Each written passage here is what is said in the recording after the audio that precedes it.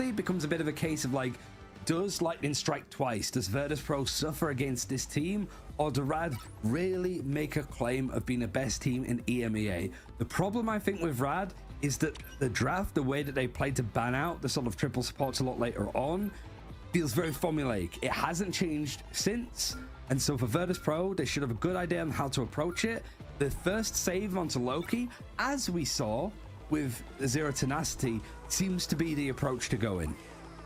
Well, wake up, babe. New day, new name gimmick for Varady Sports, guys.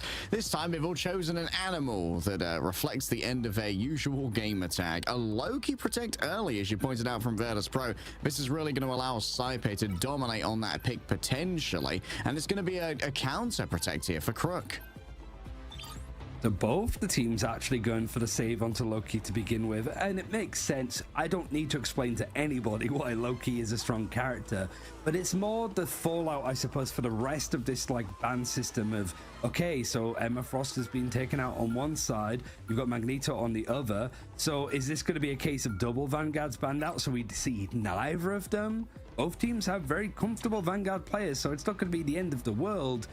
But seeing Rad take out the Cloak and Dagger here certainly is going to be something to keep an eye on. Virtus.Pro not falling for the same trick, actually going to be aiming for Naga's torch. Yep, making sure that Naga doesn't have that one available. Cloak and Dagger banned from Rad, I think, still could be a little thorn in the side of Virtus.Pro. Who Drijo is a fantastic Cloak and Dagger player, and without the Luna now, Drijo might be forced on something like the Invisible Woman, and double Invisible Boundary is nowhere near as good for my money as double Eternal Bond. Well, I guess there's an element of if you don't ban it out here, you can take your opponent's Cloak and Dagger. That might be really, you know, like that's going to be the case. Like Rad, if it's on the board, you're going to look after it, but no, they go for the Invisible Woman to save that too. So what's the final ban going to be? Punisher trying to aim for some of the stuff that Sparker's going for. Going for an Adam Warlock ban seems to be a little bit too like specific. You want to try and cut the characters that synergize off multiple people, whereas Adam Warlock is just like one piece of that puzzle that can be used. But very interesting draft phase. Both these teams really, you can tell, sitting and mewing over the drafts beforehand to see where exactly they can find that edge. Yeah, Virtus.Pro definitely apprehensive coming into this of something like a triple strategist ban, but having to invest both their protects in strategists certainly means that Rad do have a little bit of fear here. Oh, and keeping the Luna on deck, this could be fairly ruinous.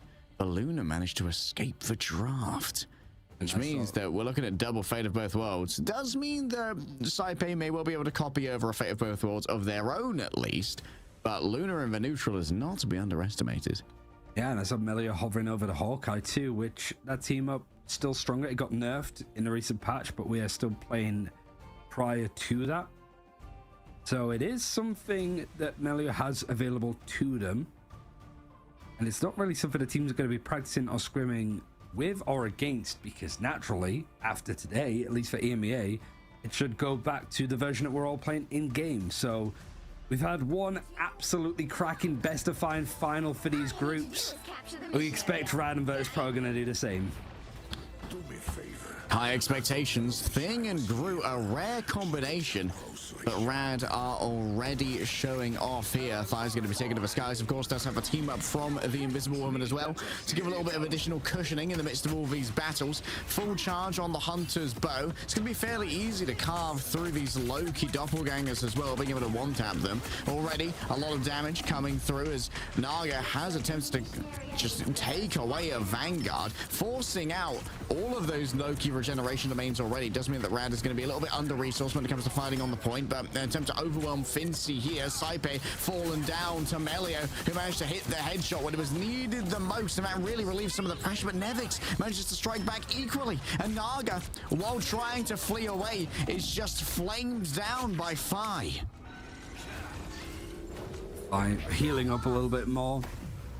Eventually the reset goes over, and it's only 10% made on the board for Rad, who are still dedicating to playing the thing here, maybe expecting something like the Wolverine on the other side, but not quite. Sparker's over on that side. Look, has the Dance of the Butterflies, and well, we saw a lot of this before, and somebody has made this particularly popular. See if Naga can really just fly across the sky Mach 10 to catch somebody out, and Fi is the main target. Yeah, grabbing that human torch would be ideal. Naga had big dreams, big hopes, but for now we're just gonna have to settle for hunting down Nevix in the end. That is gonna be worthwhile. Could go for a feral leap as well. Onto Fi. Oh, that's a great way to try and interrupt the supernova. Still, there's so much damage that needs to be dealt with here, with multiple flame cyclones just burning through Melio. The octopus doesn't deal well with the heat, gets dried out on land, turned into shrimp on the Barbie. Oh, a Dance of the Butterflies on the staircase would be nice, but obviously that damage is going to be shared out for that little death ball of players that Rad have. And honestly, not needed too much right now. 50% on the board. A reset required for Rad. You do have the Fate of Both Worlds available for Fate. Just needs to make sure that the Earthworm doesn't quite eat dirt on these first fights, because Sparker's going to be looking for him. Indeed, looking to grab that worm like a sparrow. Not sure any. Oh, the solo. They want Sparker down so badly, and trust me, is willing to invest everything to make it happen. Fincy up on the angle. Nasty play off the back of this. Almost instantly able to get some mind control onto that Gru. Still has too much of a health pool to try and burn through over the course of that singular mind control. Now Naga looking for the last stand to really get some value here onto Nevix. Gets actually knocked up by the anti-street charge, which is a touch appealing that maybe wasn't intended coming through from Rajaro. Only Tridro gets stunned here by the anti-street charge. It's do or die now for Rad. Melio super low. Only He can't hit him.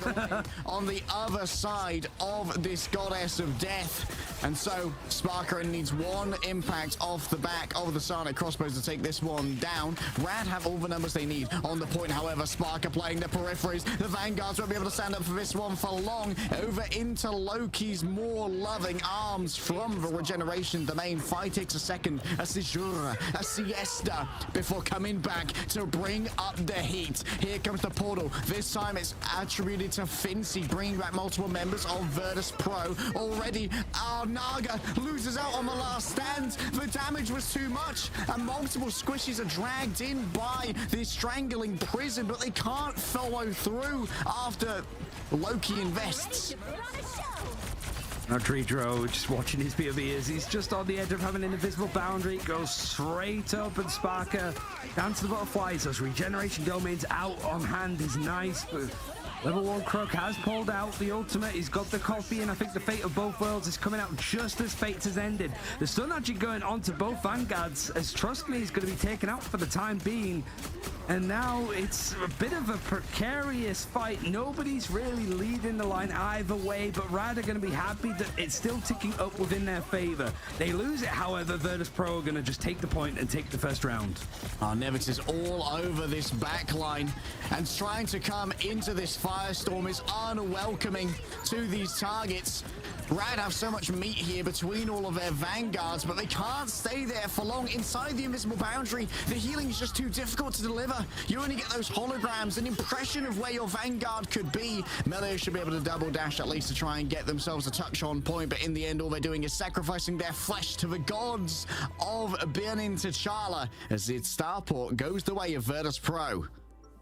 Doesn't mean that it's done just yet for Virtus.Pro. They took around the first time they played Domination against Rad, and I think that was also the same point that they were able to take. These next two might make your knees quake just a little bit, make you a bit frightened, I suppose. But for Virtus.Pro, you sort of mentioned like the combinations as well with the God of Mischief and not using it on the invisible boundary. That last invisible boundary at the end was Saipe copying it from Tridro. And it's just really good if you have control of the objective. Rad is trying to jump on it, and you're almost just trying to bunker it down a little bit more. Fi up in the sky, taking a lot of focus and attention, hasn't gone down at all yet. So he's doing a really good job of keeping some of the attention, but also good work from the supports and keeping him alive. Look at the difference in healing right now. It all comes down to how much damage Fi and Sparker are doing.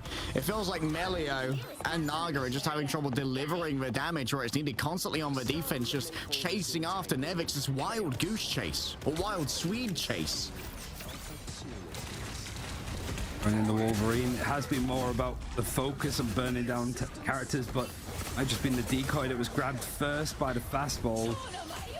Naga trying to see if he can go in onto the point, but the rest of the team trying to group up against this Dance of the Butterfly that's come all the way through. The elimination's now going in favor of Rad. It's a clean fight.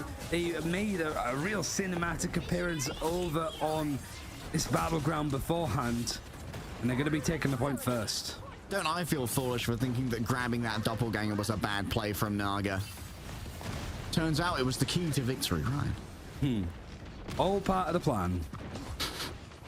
The ultimate's now good too. It's just invisible boundary for Dritro at the moment, so if Rad want to keep up this pace and the tempo, they have plenty to work with. But I think they're just sitting back waiting for Virtus.Pro to make the first move. The ball's in their court, and Nevix trying to get into the backline, being harassed, frozen, stunned out, and is on the edge of being alive before Melio puts him out, and that means a 30% on the board. It's going to be a dedication to Virtus.Pro without one of their vanguards. Yeah, traded out for Naga. In the midst of all of this, though, does mean that the remaining Vanguard is going to be in a better position. Melio's going to be able to get reset after reset here as multiple doppelgangers with that. That's a nasty hook coming through. Still the cracking impact in this case going to be used to disengage. Melio moves over onto the mega health pack instead to just get themselves a little bit of additional cushion.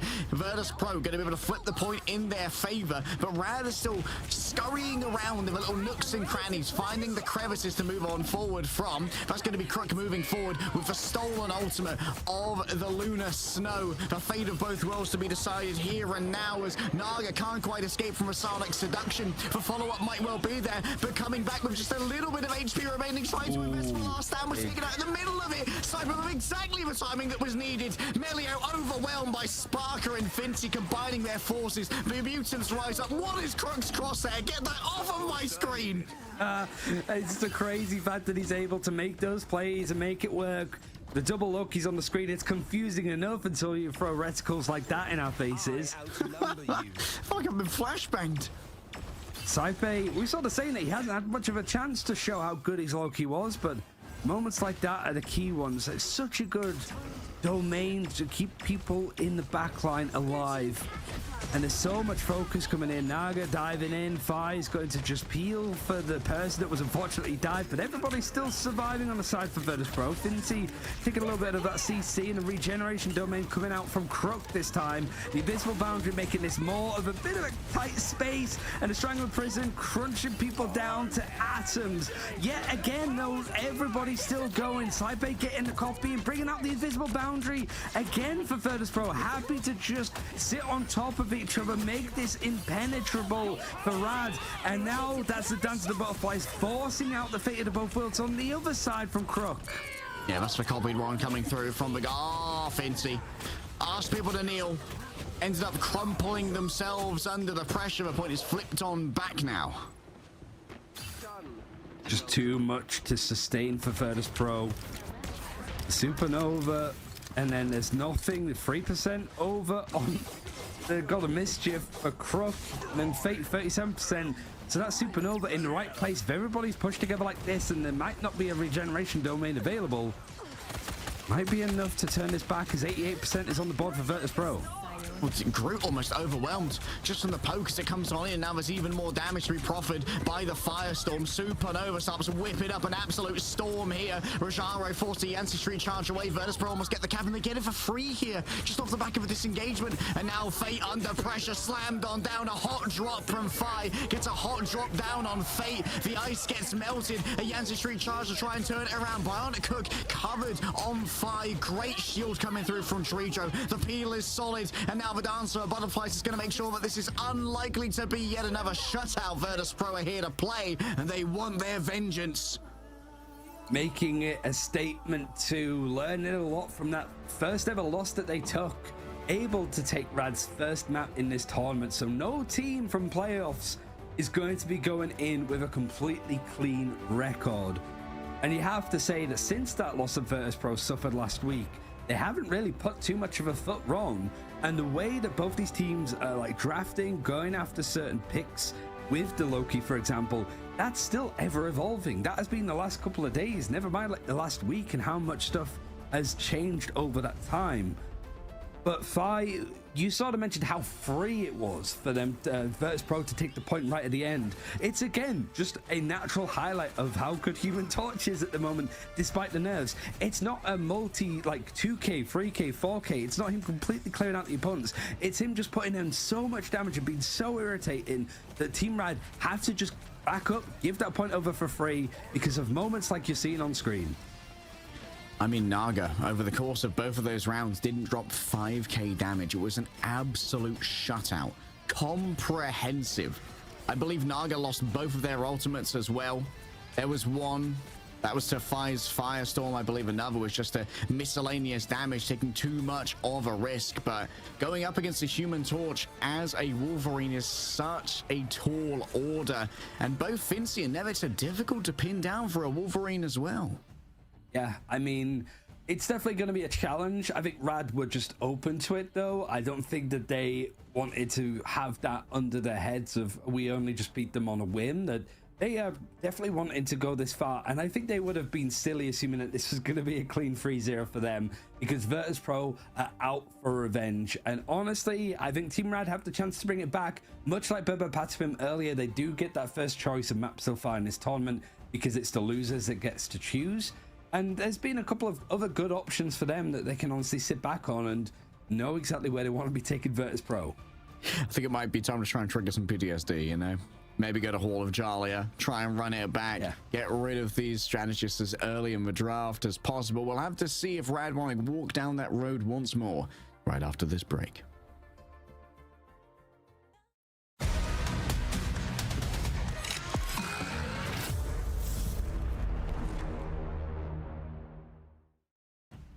Interesting tidbit that I just saw leg day, as we've seen Rad take their first map loss so far against Virtus.Pro in this finals of Group B. We haven't actually seen our boys over on Rad Esports play Convoy at all. Full stop. Oh. So there is a chance to bring us there if they would like. The likes of Symbiotic Showdown and Halls of Dajali have gone relatively well for them in the past, but it's also maps that I don't think Virtus.Pro are going to be afraid of playing themselves. Yeah, it feels like Virtus.Pro have been playing long enough that I had to talk with Fincy a little bit later after the loss last week. Apparently they love Araco. They rarely lose point A on Araco, apparently. And maybe that's going to be a pocket pick if things start to go awry. I imagine that Rad probably drags them back to their previous domination on Halls of Jalia. Try and walk those Wakandan paths once more. Because that's where VP really did flounder. It's actually going to be a rocket. Oh my goodness, they've gone to where Virtus.Pro love to be. This is, yeah, Virtus.Pro 2 wins, 0 losses, and some definitive games from them. And the way that they're able to play around it, I think a lot of focus on this is going to be around Virtus.Pro being able to play like the Adam Warlock comps. Because we've seen it before, just the amount of like resurrects from Cabinet Revivals of people being brought back. Barker got a lot of value from this. Certainly from, I think it was that game against Team Peps that he had multiple people brought back from the brink. So far in the draft, however, things looking a lot more like classic so far. No focus on getting the Lokis first. Instead, it is the trade over for the 2 Vanguards. I don't like this. I think that they're going to get triple support band on the strategist. Are they just going to get rid of Cloak and Dagger now? Or maybe they could get rid of Magneto. It's true. I would be very nervous right now if I was Virtus.Pro that I'd get triple strategist band on again. Okay, a touch of mercy here from Rad. They are a little bit too worried about facing up against both the AMER and the Magneto, so Cloak and Dagger can now be protected by Virtus.Pro, surely. And then they probably play Cloak and Dagger and Invisible Woman if it's available. Rad may feel the need to ban Invis themselves to make sure that any Sky High Johnnies are less than protected. Yeah, I mean, you could ban out the Human Torch here because Fi was pretty much uncontested the entire time. It felt Obanim T'Challa. I saw in somebody else's chat that basically if Fi had 3k more damage, you would have outdamaged the entirety of Rad. That's some math right there. Like, that's crazy. Have I double checked it? No, I just saw it and it was sensationalist enough that I was like, I'm going for it because that's, it must be that true. is true. That is crazy. Exactly. Right But the pig bans, interesting. We see no Loki on the board, so it means that we're not going to see too many of like the ultimates being pressed on top of each other the way that we've seen. But it's still a Lunar Snow versus a Cloak and Dagger. Somehow we've once again had Rad be allowed to get Luna through the draft. Just seems to keep slipping. Virtus.Pro, they are going to be able to copy over the ultimate this time. No God of Mischief to steal away that Fate of Both Worlds. So it's going to be a very one-sided strategist ultimate exchange.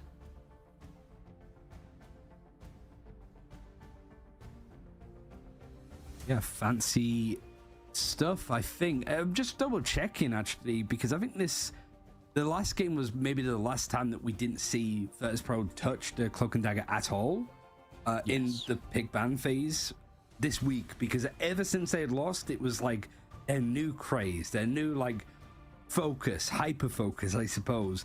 But I am wondering like how much is this going to change, because we did see such a hard pivot of what Virtus.Pro were doing with the triple support with the Adam Warlock kind of play, but they haven't touched it at all today. And I spot a Squirrel Girl from Naga actually. Wait, that's a real penny as well. It's sort of like a reverse mid-town strategy of pushing out and flushing out the defenders in this spot. The unironic penny, potentially.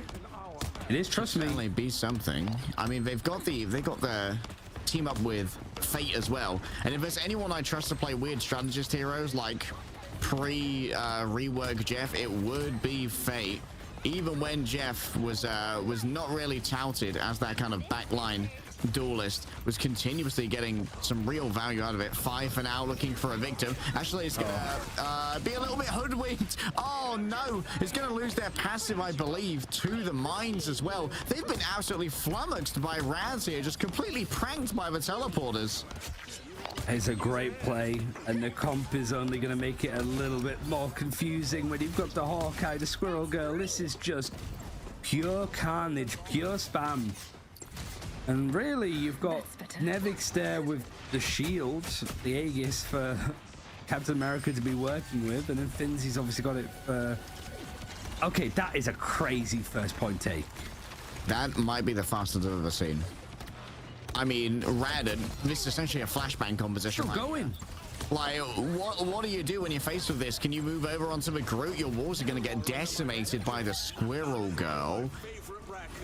Your flying options are limited because I believe the Human Torch got banned, who would be one of the primary counters to this composition.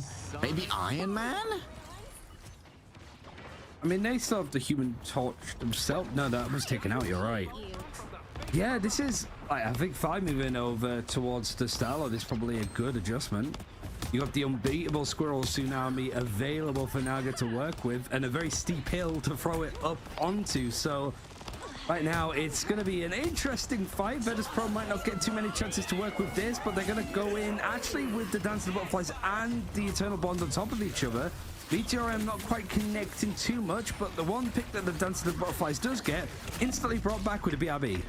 Oh, a fully staffed mugging. Whoa! Trust me, managed to peel for Naga when they were about to get, I believe, like a 3v1 right there. Crazy value out of a Penny Parker.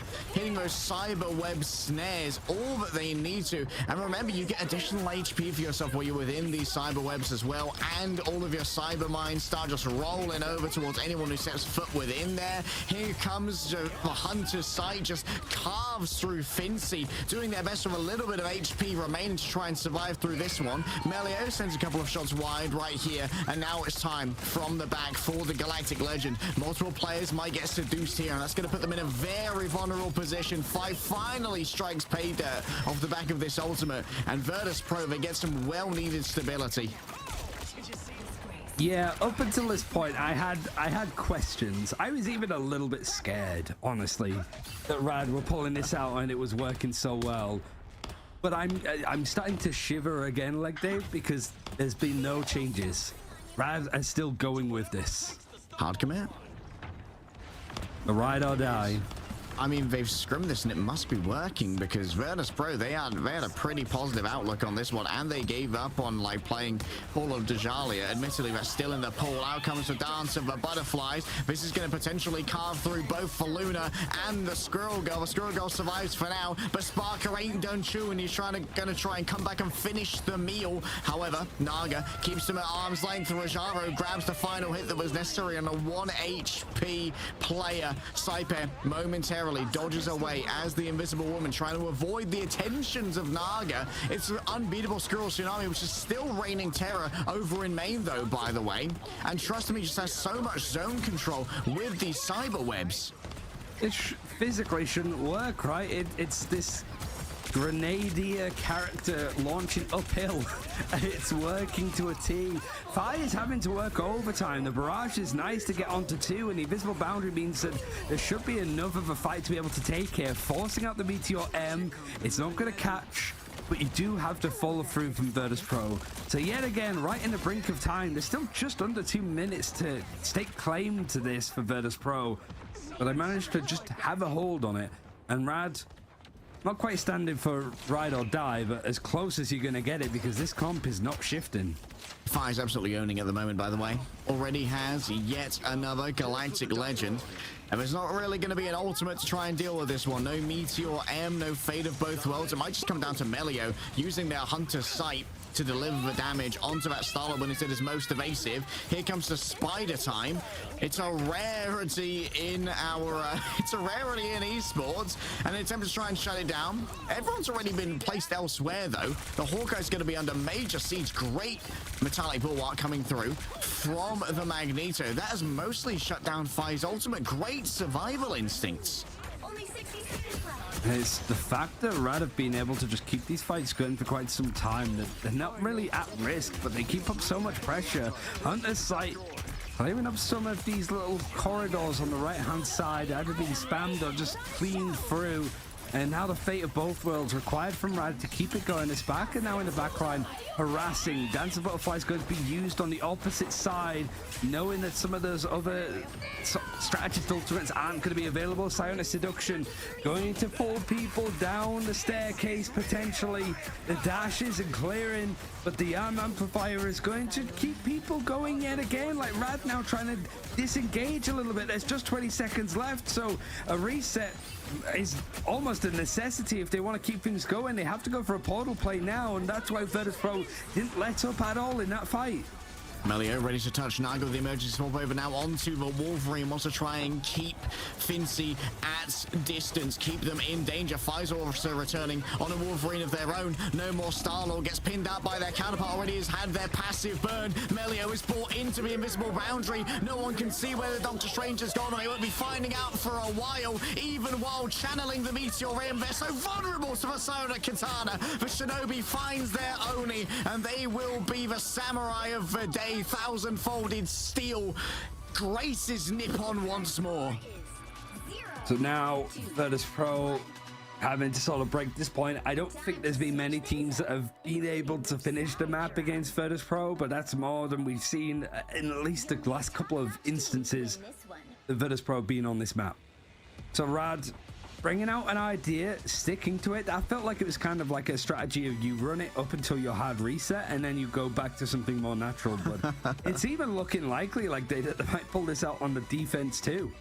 I think it'll be better on the defense, honestly, because that's where Penny can really start denying space from you. I mean, the way you put it, there was an idea. You could just call these like the Avengers Initiative comp. There was an idea. A very unique idea of bringing together skilled and unique individuals to fight the bears that many couldn't. 30 seconds before you attack. It feels so weird of a comp, but this, you just look into it ever so slightly and it's like, okay, yeah, you have the team up with Luna Snow and Hawkeye. You have the team up between Trust Me, who's a sort of known Penny Parker player that always needs respect put onto that character, alongside Rocket Raccoon. Squirrel Girl, not too sure off the top of my head. I think that's just like spam damage that's very good at being oppressive in the right spots. But now, actually looking a little bit more standard, I suppose, for Virtus.Pro, but in comparison to what Rad just ran, everything looks a little bit more normal.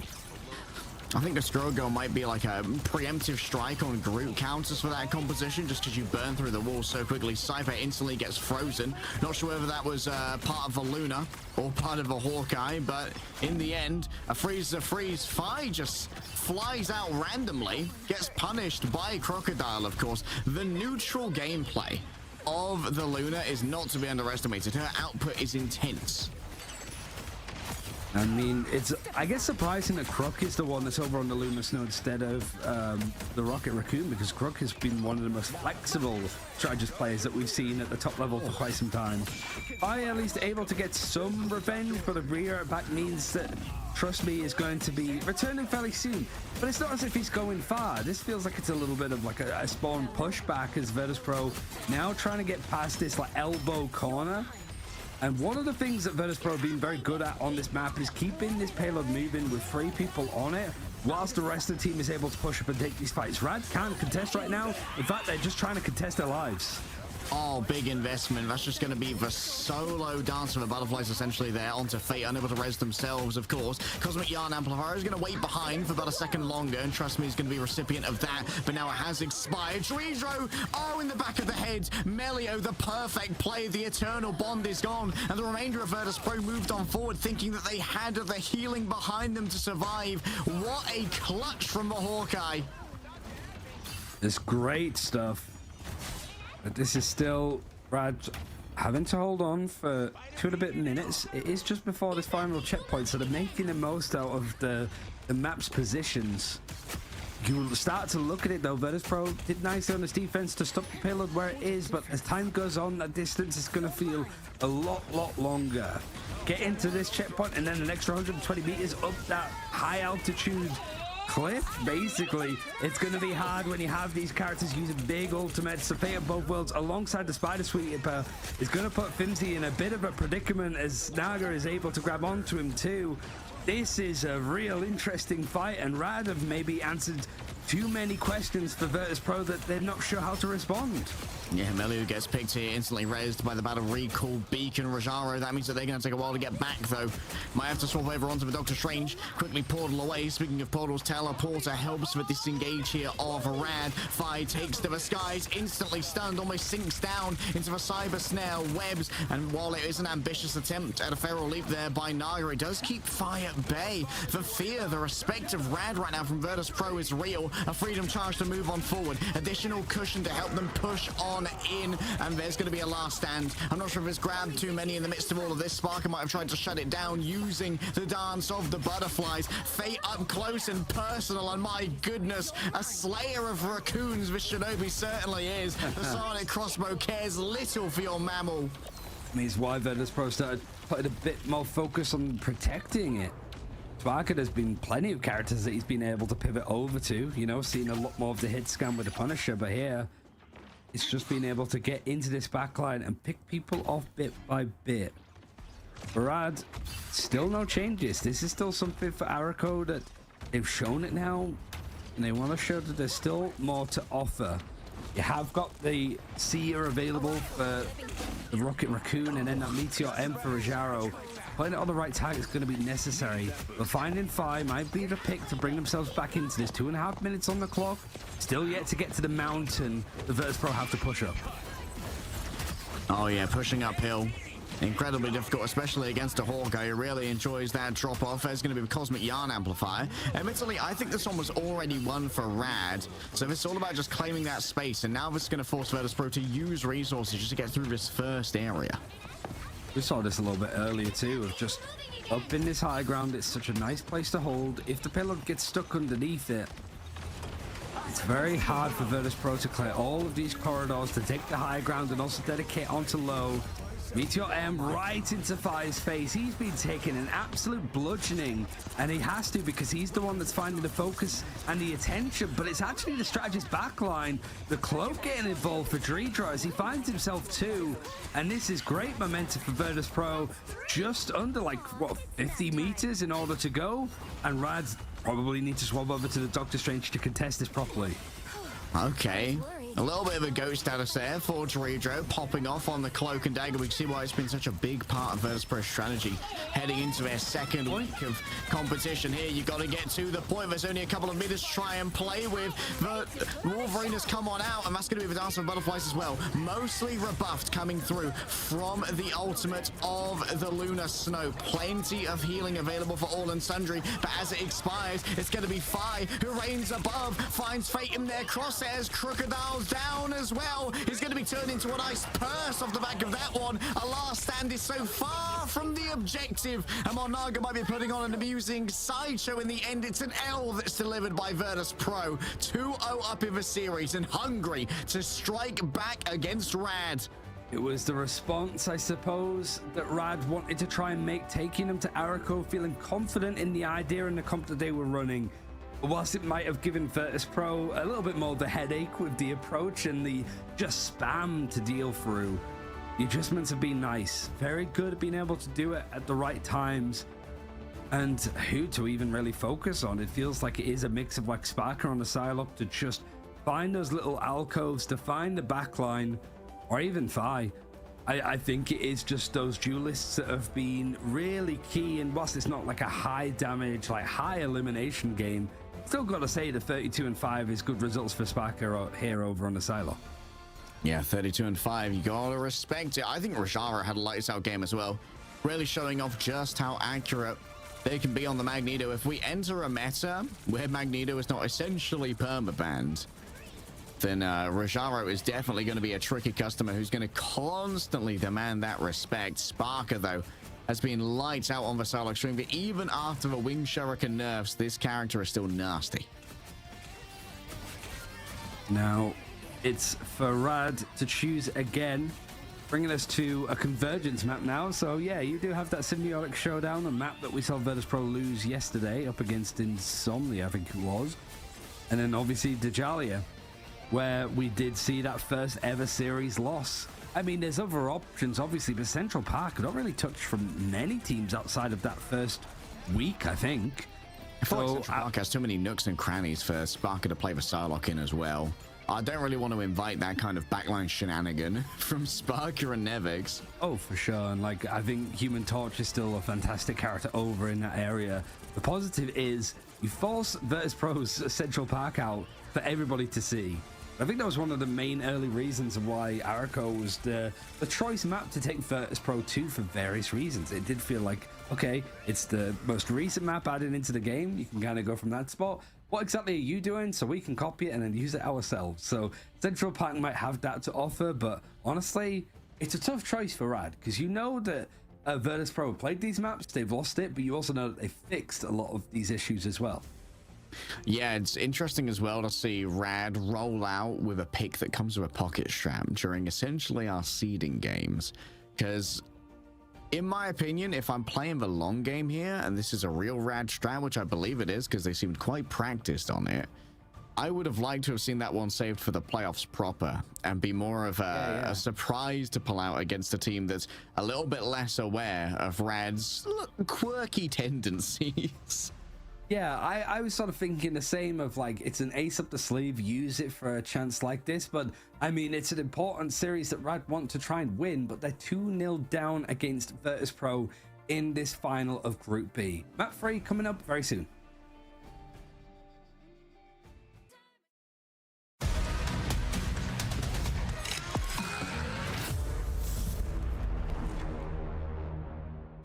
We've just sort of hit midsummer, and summer is starting to heat things up alongside EMEA Ignite. And whilst we are sort of putting a cap onto the end of the group stage here, leg day, things are definitely getting pretty toasty, I think, with the games that we're seeing.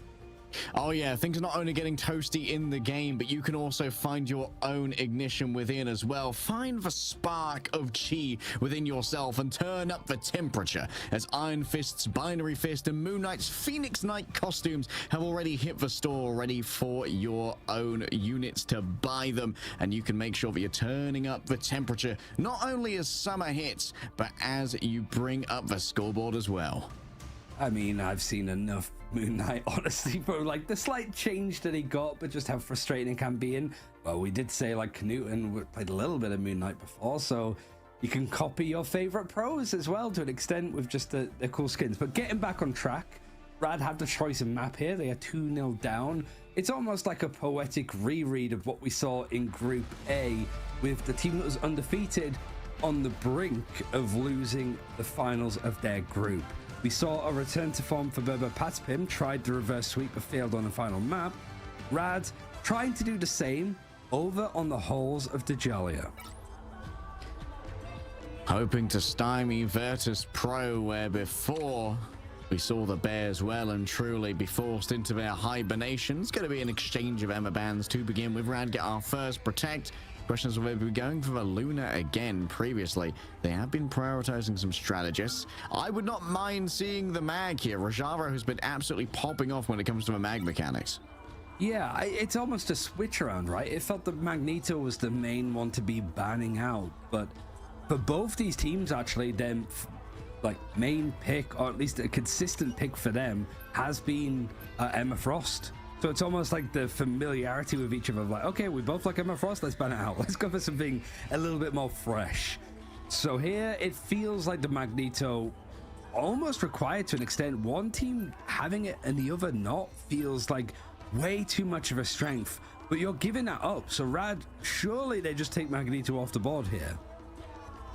Yeah, likely to just take the Magneto off the board. They may go for a collection of strategist bans here as well. I think that Rad may have missed a trick by not triple banning strategists before and getting rid of both the Invisible Woman and the Cloak and Dagger to make sure that the Loki would be played like alongside either an Ultron or an Adam and a Mantis, which would have been unideal. There it is. This is what I thought Rad should have done last time around to deny a good we're likely going to see the protect of the Invisible Woman here. This is for the last viable option, honestly, if you want to run a dual strategist backline. And I think that Virtus.Pro are not a team that really want to pivot into triple strategist. No, not at all. And I guess it means that maybe like Cloak and Dagger save right at the end for Rad. And then for the Loki, that's pretty good for Saipe. If you want to try to like hold on to a point and stall out those fights, Invisible Boundary. If you want to go for something that's a little bit more like across the ground, Cloak and Dagger would be good to take. But Groot actually gets banned out too, so it's... They're leaving the mag on the table. Yeah, it's like, you could take it. They're leaving the mag on the table and then protecting the Punisher. Huh? Interesting. I guess maybe they're trying to just forge Virtus.Pro's comp for them. The Luna ban here would make plenty of sense, but also you're wondering, like, do I want to go up against a Luna so I can at least copy the fate of both worlds potentially? But those require a little bit of sneakiness on the part of Saipe, so instead, yeah, we're going to get rid of the Adam. So the Magneto is available, so too is the Human Torch. I mean, I guess I'm very surprised they left the mag open. Yeah, it almost feels like that's something that could bite you in the backside if you're not careful, but I think it is kind of clever, like you mentioned. You leave the Luna Snow open for Rad to take, you can copy it. Copying Kamet Revival or any of Adam's kit is not as impactful, I would say, because you have to remember that it's not just copying the ultimate, you're copying the character's full kit. So being able to get another Terra Cape up if there's a Cloak and Dagger in play, being able to copy Invisible Woman, to even just use a little bit of Force Physics, there might be a chance for Saipe to make that happen. But it has been the theme of the day. I think the teams that have protected Loki first have had such a high win rate off the back of it. So Saipe's probably wanted to do something fairly similar. It has been working for them in the series that they've had since that initial Rad loss. But it feels like you lose so much, or there's something on the table that might be a problem later on if you're not careful. Yeah, this could be seeds of dissent starting to be sown. We saw an absolute smacking of Virtus.Pro last time around on the Hall of Djalia. We're going for an early teleport. The answer is going to be no. We're just going to approach it vanilla style with their rotation. Just around the outside. Yeah, looking at the Comso 5, but Melio that's able to get that Punisher on board. Big focus on protecting it. And just funneling their way through this choke point. Magneto, Groot looking to be a little bit more brawly, but taking it high ground is going to be a little bit harder for both of them unless they try to ramp their way up. And Thigh, when he's up on the high ground contested, yeah, you've got Melio that's trying to take him down, but it's going to require a lot more work and a lot more resources than that.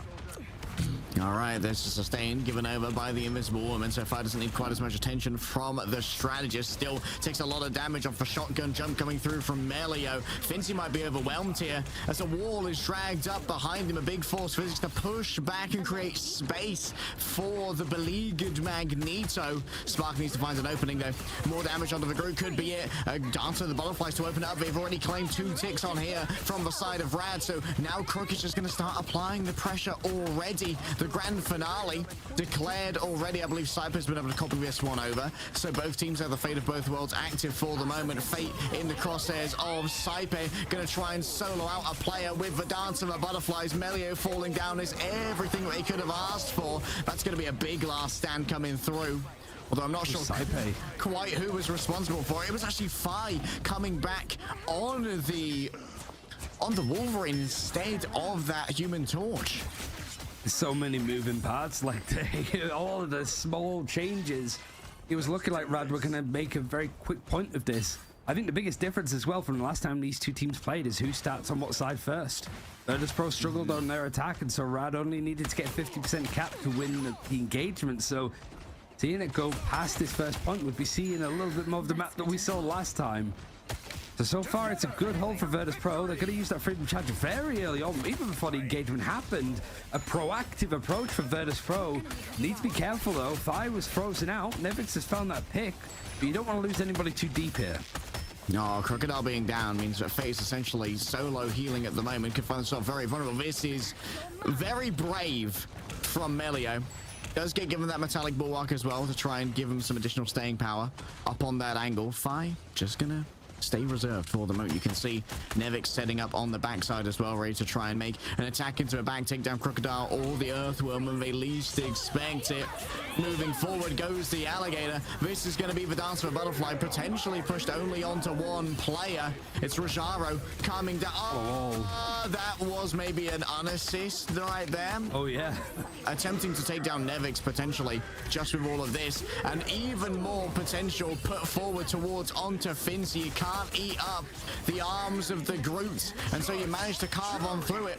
But when all is said and done, Virtus.Pro are still clutching out here off the back of their raw mechanics. It's Melio on the angle, but they can't see most of their targets inside of the invisible boundary. They run out of time, and they run out of space as Fi comes around the outside with a feral leap.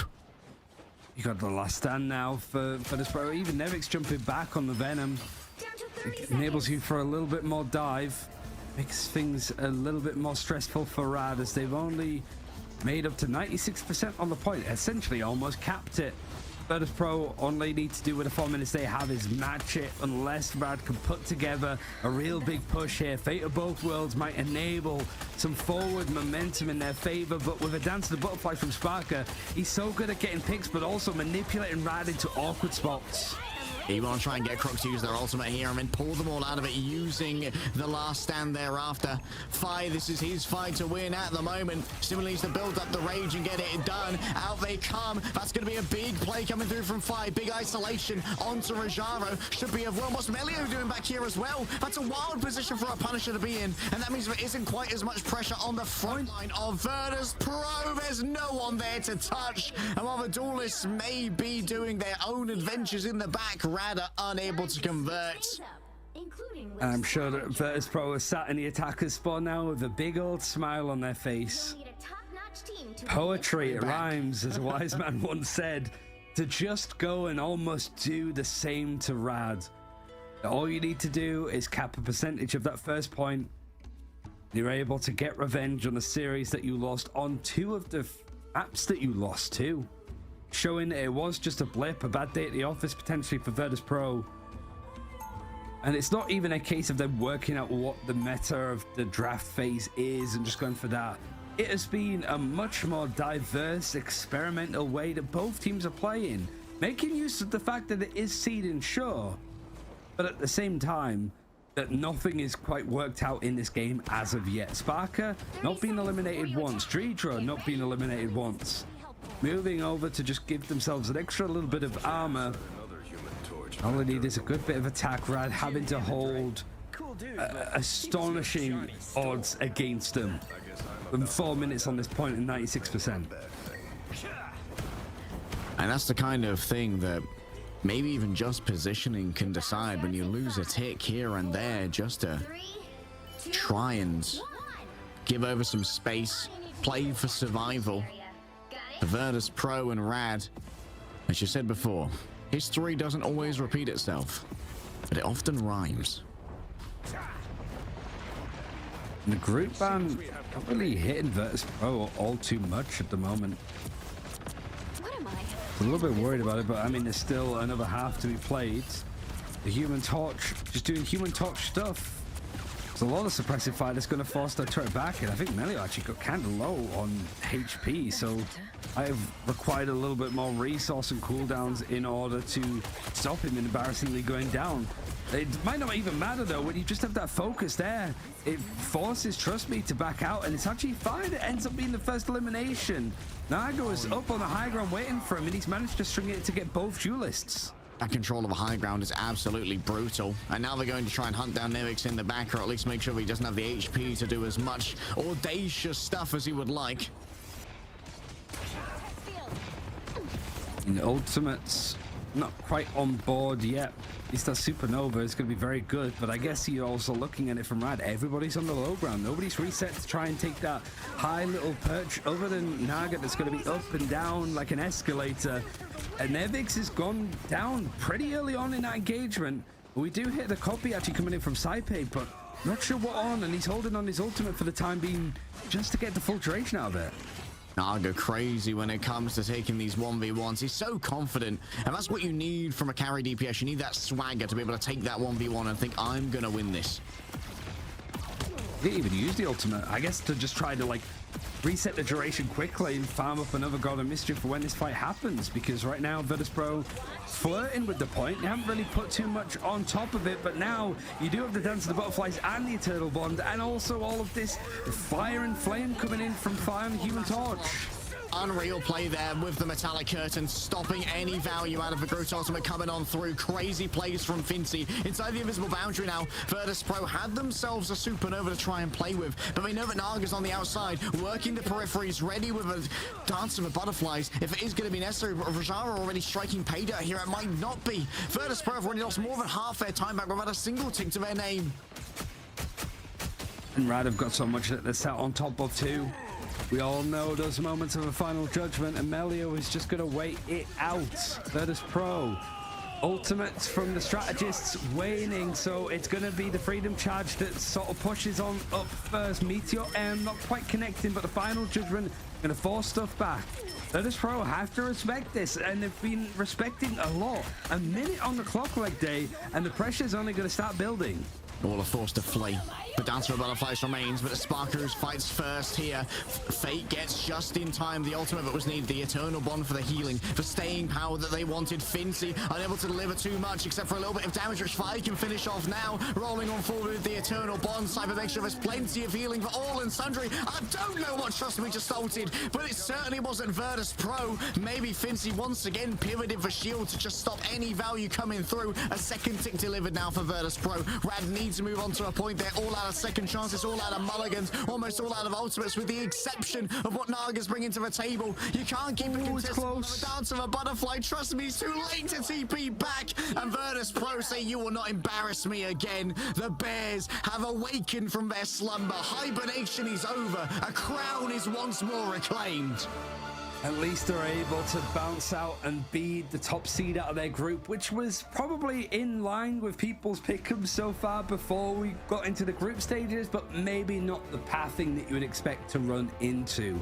So the 3-0 that we were expecting on one of these best of fives like day was actually the one that we were not expecting to be the clean 3-0. But it's a great response, and also like there's so many little moments that you could really pin down on how Virtus.Pro were able to take that point at the end.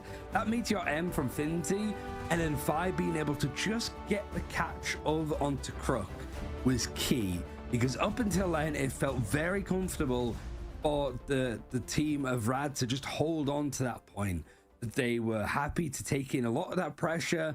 Melio and Naga were able to find so many picks to just keep Virtus.Pro resetting. But in the end, Sparker, this is the point that he was able to sort of just clear up. And a couple of scrappy fights on both sides, but that's what you'd expect when the parity between teams is pretty much down to centimeters, it feels like.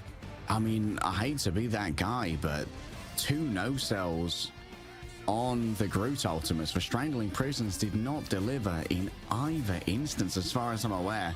I think Fincy may have blocked them both. That might be less Trust Me's fault and more Fincy just being that guy. But you've got to get more out of your Groot ults. Yeah, I mean, Trust Me's definitely been flexing on some of the other like main vanguards that we've been seeing, and I think for both teams they kind of went in with very distinct ideas for the draft, which was against, again, what we sort of expected. At least for Rad, my main complaint was a lot of those initial drafts that we saw after and during that win against Virtus.Pro prior were very much the same, very much a set standard way. And so for Virtus.Pro, they had a good idea of what to expect. It was a little bit different today. They were tested, they were asked a lot more questions, but Virtus.Pro clearly bouncing back after that series loss and had answers to almost all of it. Yeah, I mean, people called me a coper for saying that Virtus.Pro is we're in a great position for losing so thoroughly so early, which was just oh, that's our weakness. If they make us play triple strategist, we're not amazing at that. We are at our best when we can leverage for dual like powerhouses of Phi and Sparker, and being forced into triple strategist is how that one's avoided. So finding out early the protect onto a Loki or onto a primary healer strategist is really how Virtus.Pro secure how they want to play the game. I think that Rad may have given them their largest gift by stealing that series away. Yeah, and I think there are elements of like showing off too soon, but it feels that that's been the main takeaway from today going into playoffs is the Loki save at the beginning has given teams so much success, and it really saves teams from going up against that triple strategist ban a lot later in the draft, because you know that you have one of the strongest backbones to work with. And for Vanguard options, there's a plenty. Like, it might require you to get a few more reps and get some more out of those ultimates and certain characters, sure, but at the very least you're able to play them. Stuff like Venom, even Penny Parker, and obviously what we saw with Groot, Captain America. There's just so much to be working with, and eventually Thor will be added, I suppose, into that group, because right now he's the only one that's missing, I think, out of all of the Vanguards in play. Yeah, I think it's time to buff Thor. I think that's the only option that is really on the table right now. And to be fair, Virtus.Pro, one of their big strengths, I think, is that they don't necessarily need to play into the Protect AMER game style, because Fincy and Nevix have such wide hero pools. Like, they have reliable Thing, they have reliable Hulk, they have reliable usage of like both the Doctor Strange and the Captain America, so they don't really feel to put in a box if they can't play the AMER and the Mag. Yeah, I mean, I think ultimately that's one thing that they can rely on. It's just that, yeah, Nevix and Finzy, when it comes to playing just Vanguards and tanks in general, they are some of the most experienced players in the world when it comes to like hero shooters, so they don't need to worry about that element. And for Saipe especially, it's not that he's not flexible, it's more the fact of like how much value you can get out of Loki. Like some of the regeneration domains, some of the like specific going for the Invisible Woman copy in this particular moment, being able to make those decisions like in the crazy high octane action of it all, that's what Virtus.Pro has got to offer, what they find valuable. And honestly, now that they're starting to put more focus onto protecting certain characters, that's going to be the key thing.